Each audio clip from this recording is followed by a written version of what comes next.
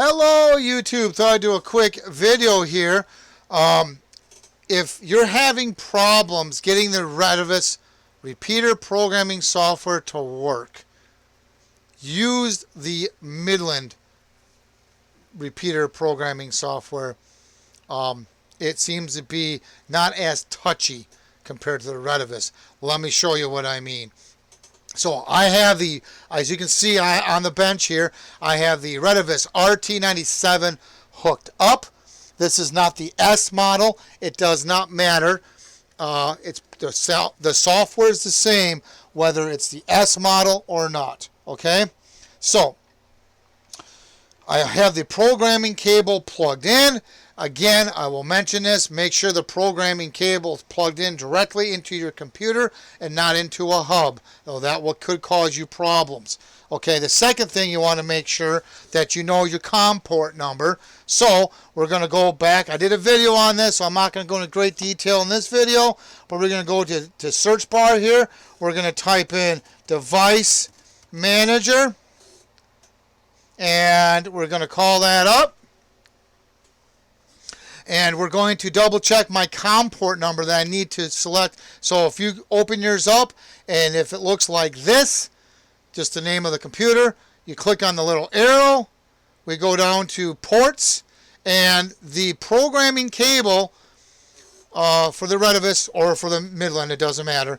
The name of it is Prolific USB to Serial COM port. In my case, right next to it, it says COM port 6. Yours may be a different number. Just note the number that's next to it right here, COM port 6. So I got to make sure I have my repeater programming software set to COM port 6 in my case. So let's go up to the Midland programming software.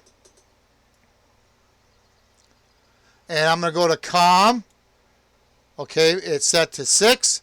I'm going to hit OK. Let's read the settings that are in this repeater. So we're going to click on the read. We're going to hit read. And as you can see, it's reading just fine down below.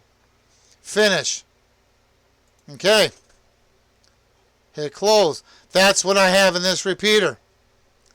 Does it write to the repeater okay? Let's find out. Let's change this first line. Let's change this to from 467.550, let's change it to 467.725. We're just going to change that one. Now we got to write this back to the repeater, so we got to hit write. And it works just fine. You see that? No problems. Now let's read it and make sure it took. So I'm going to deliberately change this back to 4655.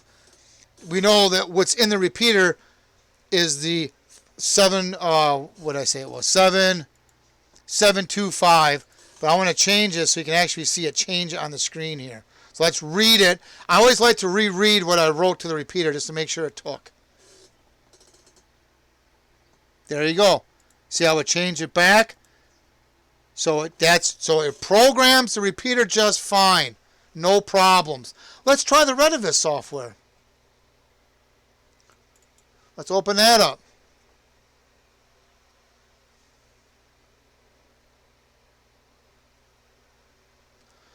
And the Retevis software seems to be a little more touchier when it comes to reading and writing to the repeater. So why that is, I'm not sure.